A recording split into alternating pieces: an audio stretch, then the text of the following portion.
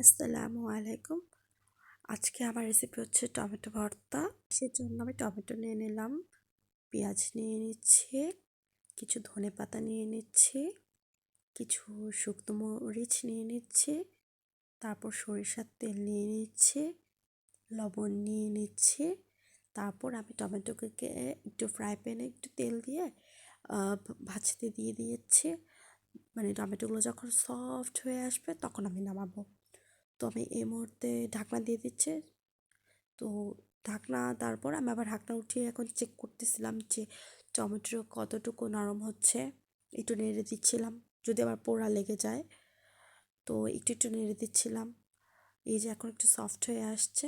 আমি ওয়েট করতেছিলাম যে আরও একটু সফট হয়ে আসুক। একেবারে সফট হওয়ার জন্য আমি ওয়েট করছিলাম। এই যে এখন একটু ভাজা ভাজা হয়ে গিয়েছে।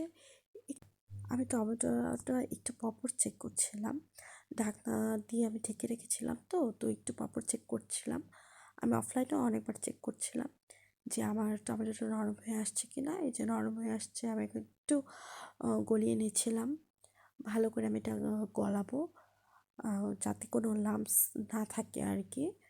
তো ওভাবে আমি একটু ভালো করে গলিয়ে নিচ্ছি। আপনারাই দেখুন।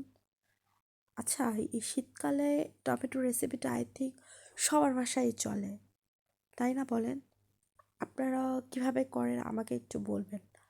আমি নেক্সট টাইম আরও টমেটোর রেসিপি নিয়ে আসব।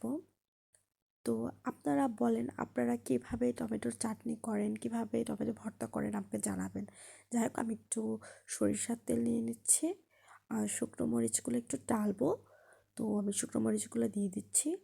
তো এখন আমি টেলে নিচ্ছি, ভর্তাতে ইউজ করবো সেজন্য। তো আমার শুকনো মরিচগুলো টালা শেষ হয়ে যাচ্ছে। তো এই যে টালা শেষ হয়ে যাবে। তো আমি একটু বলে নিয়ে নিলাম।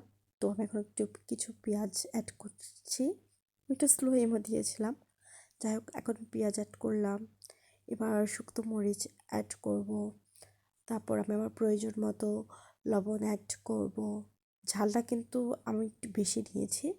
যাই হোক, তো আমি আমার প্রয়োজন মতো লবণ অ্যাড করলাম। তারপর আমি এটাকে ভালো করে মিক্সড করছি। দেখুন আপনারা, ভালো করে আমি একটা স্পুন দিয়ে মিক্সড করছি, দেখুন। তো এরপরে আমি মিক্সড করার পরে আমি আমার প্রয়োজন মতো কিছু ধনেপাতা অ্যাড করব। আমার খুব মজা লাগে ধনেপাতা দিতে। তো ধনেপাতা অ্যাড করে আমি আবার একটু মিক্স করছিলাম। দেন আমার ফুড আমার জন্য রেডি। আমি আপনাদের সাথে শেয়ার করলাম।